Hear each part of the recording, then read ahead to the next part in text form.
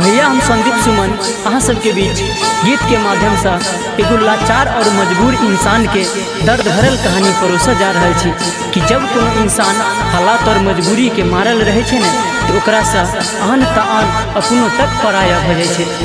सुख में तो ओकर साथ सब रहे छे लेकिन दुख में ओकरा कोई नहीं पूछे छे, ओकरा कोई नहीं इंसान बुझे छे।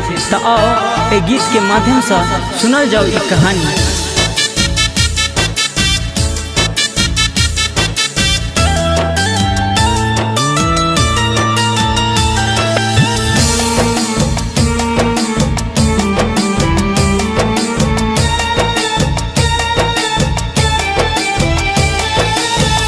एक दिन अपनो छोड़ दे छे साथ समय के छिए बात।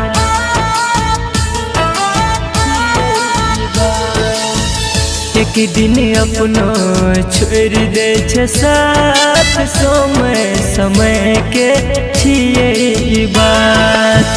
मजाक उड़ाबै जब जोड़े छे हाथ समय के छिए बात।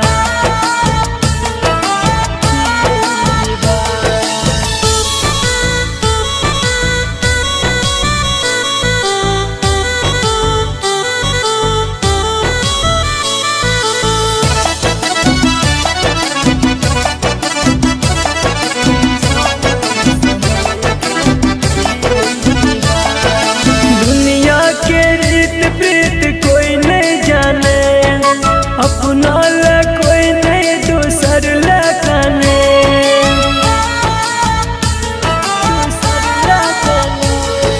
दुनिया के रीत प्रीत कोई नहीं जाने, अपना ला कोई नहीं दूसर ला काने। खुशी में शामिल रहे छे सब, दुख में एक देखे छे राह।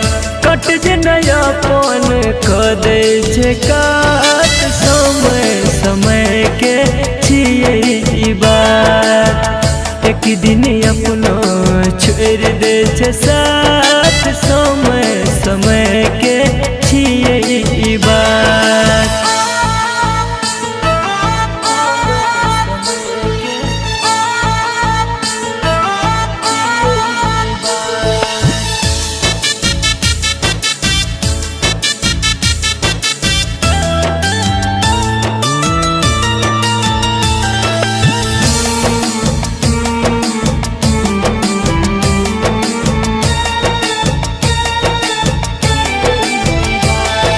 स्वर्गो सा सुंदर ई दुनिया रहे, पहले के लोग सब बात कहे।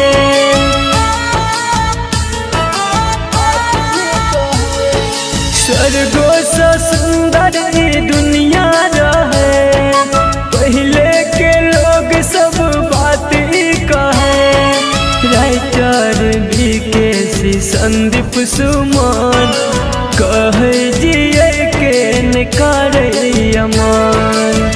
सोच के इहे से पीटे छी मात समय के छिए बात। एक दिन अपनो छोड़ दे छे साथ